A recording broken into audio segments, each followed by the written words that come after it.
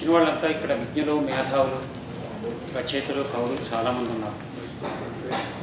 చేత ముఖ్యంగా నేనేంటంటే తెలుగు భాష ఎంత నిర్లక్ష్యానికి గురవుతున్నారు దాని మీద చాలా వ్యధ చెందుతున్నాను. అంటే ఎందుకు వ్యధ చెందుతున్నది, ఏం దీనికి కారణం ఏంటి? యునైటెడ్ నేషన్స్ ఆర్గనైజేషన్లో మృత భాషల లిస్టులో మనకు ఉంది. ఎందుకు మనకి దౌర్భాగ్యం రావాలి అన్న విషయాల మీద. రెండోది నాకేంటంటే నాటకంతో, టీవీలో అసలు ఎలా సాధక పాడతారు. ఇప్పుడు ఆయన అన్న రత్తాకోడలు ఇవి ఎందుకు వస్తాయి, అసలు ఏంటి ప్రాబ్లం, సినిమాల్లో ఎందుకు ఇలా జరుగుతున్నారని ఒక విశ్లేషణ లాగిస్తానండి. ముందు అసలు తెలుగు భాష ఏంటి, ఎందుకు నిర్లక్ష్యం జరుగుతున్నది అనేది మాట్లాడతాను. దీని ముందు చెప్పే ముందు ఒక విషయం చెప్తానండి. ఈ నెల తెలుగు వెన్నెల అని పేరు పెట్టారండి. సాహిత్యాన్ని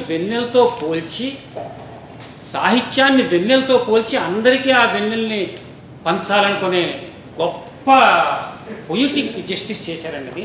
సో ముందు ఆ నెల తెలుగు వెన్నెల పేరు పెట్టడం ఒక అద్భుతం, అపూర్వం అని చెప్తున్నానండి. ఎందుకంటే సాహిత్యాన్ని వెన్నెలుగా చేసి అందరికీ పంచుతున్నారు. అది తెలుగు వెన్నెల కార్యక్రమం అని చెప్పి ఇట్స్ వెరీ బ్యూటిఫుల్. రెండోది, జనరల్గా నాకు ఇక్కడికి వచ్చిన తర్వాత ఏమనిపిస్తుందంటే, అక్కడ ఇండియాలో అంటే ముఖ్యంగా ఆంధ్ర అంటే ఇప్పుడు మళ్ళీ గొడవ, తెలంగాణ వంట మొత్తం అక్కడ ఉండలేక తెలుగు తల్లి అక్కడ నిర్లక్ష్యం చేయబడుతున్నదని చెప్పి వచ్చి అమెరికాలో సెటిల్ అయిందా అనిపిస్తుంది. ఈ మాట నా మనసులోంచి వచ్చి చెప్తున్నానండి. ఈ మాత్రం ఇంట్రెస్ట్ చూపెట్ల ఇందాక ఇద్దరు పాపలు వచ్చి అద్భుతంగా చదివారు. పుట్టుపట్టు నారాయణ గారికి వచ్చి ఎవరైనా చదువుతున్నారు అక్కడ, దయచేసి అర్థం చేసుకోండి. ఇది పరిస్థితి. అయితే తెలుగు సాహిత్యం ఎంత గొప్ప తెలుసా అండి.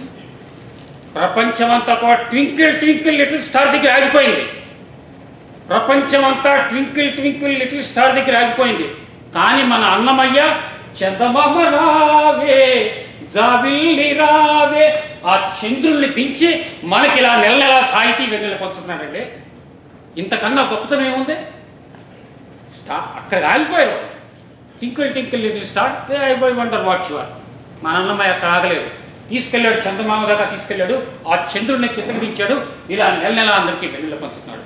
ఈ భాష గొప్పది కాదండి. మరి ఎందుకైతే ఇలాగా నిర్లక్ష్యం చేయకూడదు? ఎందుకు ఈ భాష నిర్లక్ష్యం ఏమీ లేదు. సాహిత్యం లేదా, లేకపోతే మంచి లిపి లేదా, శబ్ద సౌందర్యం లేదా, అర్థ సౌందర్యం లేదా, అన్నీ ఉన్నాయి. కానీ మనకు ఉండదల్లా నిర్లక్ష్యం. ఎందుకు అన్న కారణాలు విశ్లేషిస్తే ఇవాళ యూత్ ఏం చదువుతున్నారండి? ఫిక్షన్, హారర్, ఏది half girl friend Chetan Bhagat పుస్తకం వస్తే ఇప్పటి నుంచి ఆన్లైన్లు, టీజర్లు, ట్విట్టర్లో విపరీతమైన డిమాండ్. హ్యారీ పాటర్ వస్తున్నదంటే కార్డులో వచ్చి క్యూలో నిలబడుకోండి. తెలుగులో అంత సాహిత్యం లేదా? పర్సనాలిటీ మేనేజ్మెంట్, వ్యక్తిత్వ వికాసాలు, క్రైసిస్ మేనేజ్మెంట్, ఇవి పుస్తకాలు ఇప్పుడు వస్తున్నవి, యువత చదువుతున్నాయి. సరే, ఇవేమీ మన తెలుగు సాహిత్యంలో లేవా? ఒక్కసారి ఆలోచిద్దామండి. మన తెలుగు సాహిత్యంలో ఏం లేవా? అసలు అద్భుతాలు ఉన్నాయండి, మామూలుగా లేవు. ఎలాగంటే ఉదాహరణ చెప్తాను. పర్సనాలిటీ డెవలప్మెంట్ ఉంది. రామాయణం కన్నా పర్సనాలిటీ డెవలప్మెంట్ ఏమైనా ఉంటుందండి? ఒక్కొక్క క్యారెక్టర్ని ఏ రకంగా పెంచి పోషించారండి.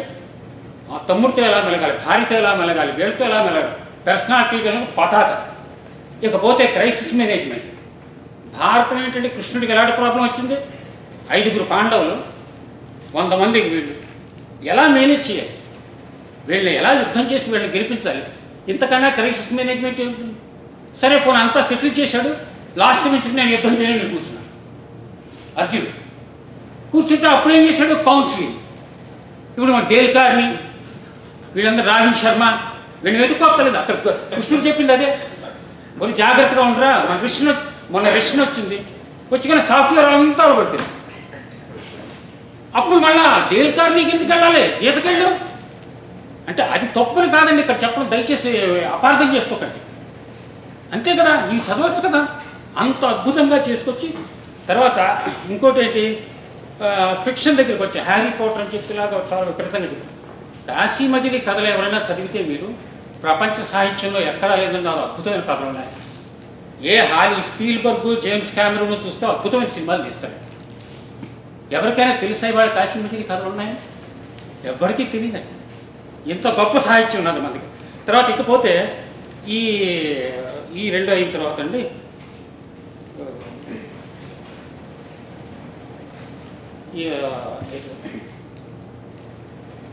పాజిటివ్ ఎనర్జీ నింపడం అని చెప్పి మధ్యన విపరీతంగా దాని మీద అంత పాజిటివ్ ఎనర్జీ. వీళ్ళంతా ఎవరండి మనకి పాజిటివ్ ఎనర్జీ నింపడానికి? మనకి ఇదివరకు లేరా?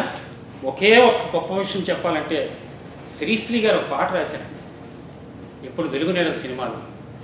అగాధము జననిలో ఆణిముత్యమున్నదిలే, శోకాల మడుగున దాకి సుఖమున్నదిలే, ఏది తనంత తాను నీ దరికి రాదు, శోధించి సాధించాలి అది ఏ తీరగణం, కల కానిది విలువనేది బతుకు కన్నీటి ధారల్లోని బలి చేయకు. ప్రపంచంలో ఎవరు చెప్తాడో చెప్పమనండి పంట గొప్ప మాట. ఇంతకన్నా పాజిటివ్ ఎనర్జీ ఏముంటుంది? ఇంతకన్నా పర్సనాలిటీ డెవలప్మెంట్ ఏముంటుంది? మరి ఆ శ్రీశ్రీ గురించి వాళ్ళు ఎంతమందికి తెలుసండి? ఎవరికైనా తెలుసా? ఎవరికి తెలియదు. ఎందుకు ఇలాగా? తర్వాత కళాపూర్ణోదయం మనం కామెడీ ఆఫ్ ఎరర్స్ గురించి చాలా గొప్పగా మాట్లాడతామండి. మనకి ఎంతసేపు అవతలవాడు గొప్ప మంది ఉంది, గొప్ప గొప్ప కావ్యం. పింగళ సూరణ గారు కళాపూర్ణోదయం అద్భుతమైన. దయచేసి ఎవరైనా పెద్దవాళ్ళు మీకు తెలుసుంటే ఉండొచ్చు. అందులో అన్ని డబుల్ క్యారెక్టర్స్, టోటల్ కన్ఫ్యూజన్. ఎంత అద్భుతంగా. అదే కనుక మన వాళ్ళు ఏమైనా హాలీవుడ్ డైరెక్టర్ ఎవరైనా తీశారనుకోండి, అబ్బాయి మా కథ మాదేనండి, పింగళ సూరణ మావాడే అని మనం ముందుకు వచ్చేస్తాం. విమర్శించడం కాదండి ఇక్కడ అంటుంది. ఎందుకు ఇంత నిర్లక్ష్యం చేయాల్సి వస్తుంది? ఎందుకంటే దీనికి ఒకటే కారణం అండి. స్కూళ్ళలో తెలుగు లేదు. కార్పొరేట్ కాలేజీ వచ్చిన స్కూళ్ళలో తెలుగు లేదు, కాలేజీల్లో తెలుగు లేదు. ఇంటికి కుర్రాడు వచ్చాడు, అమ్మ టిఫిన్ పెట్టు, వేరే దిక్కుమని లక్షల కోట్లు చదివిస్తున్నాము, దిక్కుమని తెలుగు మాట్లాడడానికి. కానీ వీడే తెలుగు దిక్కుమని మమ్మీ అనలేదు అని పాపం అనగానే ఆ ఫాదర్ వస్తాడు. మన పార్టీలో కూడా మందారం అక్కడ ఎట్లా పాట పాటు మళ్ళా పాటలు రావడం, హ్యాపీ బర్త్డే, దీపాలు ఆడుకోవడం, ఇలా ఎక్కడ వస్తుంది? స్కూల్లో లేదు, కాలేజీల్లో లేదు, అసలు తెలుగు సాహిత్యం గురించి చెప్పేవాడు లేడు. వేరు ఎందుకు నిలబడుతుంది భాష? మృత భాష కింద వెళ్ళిపోవట్లేదు. ఏం చేయాలి? మనం ఎట్లా చేయాలి? అందుకే నేను ఇందాక అన్నాను, మీరు జాగ్రత్తగా గమనించారు. అక్కడ ఉండలేక తలదాచుకుందికి ఇక్కడ కనుక తెలుగు తల్లి వచ్చిందా అనిపించేలా ఉందని చెప్పి. ఏమండి దయచేసి అర్థం చేసుకోండి. రెండు నెక్స్ట్, ఇప్పుడు మన వాళ్ళు ఏంటనుకుంటారంటే కవిత్వంలో ఏదో కొన్ని క్రియేటివిటీ తక్కువ ఉందా? పెద్దని కాదు పద్యం చెప్తారండి. అంకం చేరి శైలస్గా వినాయకుడిని ప్రార్థించాలి. మొట్టమొదటి వినాయకుడిని ప్రార్థించినప్పుడు గణపతికి దండం, తొండానికి దండం, ఎలక్కి దండం అనొచ్చు కదా. అండు వినాయకుడు తల్లి ఒళ్ళో కూర్చొని పాలు తాగుతున్నాడు. ఆ పాలు తాగుతున్నప్పుడు ఇలా పాలు తాగుతేసరికి చాలు లేదు పాలు, ఇంకా రెండో రమ్ము అందుకుందామని చెప్పి ఇలాగ తనిగితే ఇక్కడ ఫ్లాట్గా ఉంది. ఏమిటని ఆశ్చర్యంగా చూస్తున్నాడట. దీని వెనకాల అర్థం ఏంటంటే అర్ధనారీశ్వర తత్వాన్ని ఎంత గొప్పగా చెప్పాడండి. వినాయకుడి దండం అనొచ్చు కదా, అలాగనలేదు. ఆ ఒళ్ళో కూర్చున్న అర్ధనారీశ్వరుడు పార్వతీ పరమేశ్వరుడు ఒళ్ళో కూర్చుంటే ఆ వినాయకుడు ఇలా పాలు తాగుతూ అమ్మవారి దగ్గర చేసి ఇలాగ ఆకలి తీరక చూస్తుంటే ఇక్కడ ఏమీ కనబడకపోతే ఏంటంటే శివుడు ఉన్నాడు ఇక్కడ. అంత గొప్పగా చెప్పాడు. అతనిది ఒక పద్యం ఉందండి. విజువల్ షాట్లు సినిమాలో ట్రైన్లు మగధీరా అంటాం. అటజని కాంచి భూమిస్త్రు డంబరచు విశిరస్తర జరీ పట ముహుర్లోట దభంగ తరంగ భుగంగ నిస్ఫలస్ఫుట పటలానుకూల పరిపుల్ల కలాపి జాలము కటక చరత్కరీలు కర కంపిత చాలము శీతశీలము అన్నాడు పెద్ద. వెంటనే కిందకి దిగి కాళ్ళకి గంట పెట్టాడు కృష్ణదేవరాయ. ఏమంటే మనకి లేదండి అద్భుతమైన సాహిత్యం. విశ్వనాథ్ గారు ఉన్నారు, బ్రహ్మాండమైన. తర్వాత ఇంకా పెద్ద జోక్ ఏంటంటే శ్రీనాథుడు మహాశివభక్తుడు. ఆయన ఏం చేశాడు, ఒకసారి మంచినీళ్ళు లేవు, దేవుడి మీద కోపం వచ్చి అనగానే సిరిగలవానికి చెల్లును ఉరిపెమ్మగా 16 ఏండ్ల తగపిండ్లాడని తిరిపెమ్మలకిద్దరాండ్రా పరమేశ గంగవిడు పార్వతి చాలు. విష్ణుమూర్తికి డబ్బు ఉంది, బోర్డు నగలు గట్ట ఉన్నాయి. ఆయనేమో 40 ఎంతమందిని పెళ్లి చేసుకోవచ్చు, 16,000 మందిని పెళ్లి చేసుకున్నాడు. నీకెందుకు ఆ ముష్టి ఎత్తుకుని వాడికి 2 పిల్లలు, పార్వతీదేవికి హంగెందుకు, నాకు హంగిచ్చి. మంచినీళ్ళ కోసం ఎంత వీటిని చాటువులు అంటారు. ఎంత చక్కటి చమత్కారం అండి. ఇదంతా క్రియేటివిటీ కాదండి, మనం అసలు ఊహించగలమా? తర్వాత ఇంకొక అద్భుతమైన షాట్ చెప్తాను. ఇందాక విజువల్ షాట్ అని చెప్పి అంటే నేను మీడియా వాడిని కాబట్టి చెప్తాను. ఇంతింతై ఒకటి ఇంత 18 మీరు వినే ఉంటారు. అలాగ పోతన వర్ణిస్తాడండి. వామనుడు ఎదుగుతున్నాడు. వామనావతారంలో మీ అందరికీ తెలిసి ఉంటుంది. అతను అలా కింద నుంచి ఎదుగుతుంటే ఇలా కెమెరా వెళ్తుంది కదండి. క్రేన్ షాట్ అంటే ఇదేగా, ఇక్కడి నుంచి ఇలా దించుతాడు. ఆ సూర్యుడి ముందు గొడుగులా కనబడ్డాడు, కర్ణాభరణలా కనబడ్డాడు, నడువాభరణలా కనబడ్డాడు, కిందకు వచ్చాడు, ఇక్కడ కనబడ్డాడు. ఏమిటండి ఈ షాటు అంటే తను ఎంతలాగా ఊహించి ఎంత అద్భుతంగా చెప్పాడన్న దానికి ఉదాహరణ కదండి.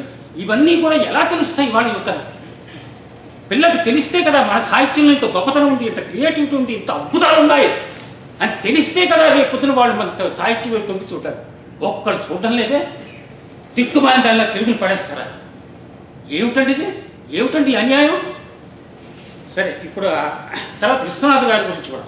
తర్వాత ఇంకోటి ఏంటంటే గంగ ప్రక్షాళన చేసిన కొంతమంది అంటుంటారండి, అంటే పాజిటివ్ ఎనర్జీ అంటున్నాను కదా, గంగ అంటే తెలుగు ఇంకిపోదు ఎగిరిపోదు.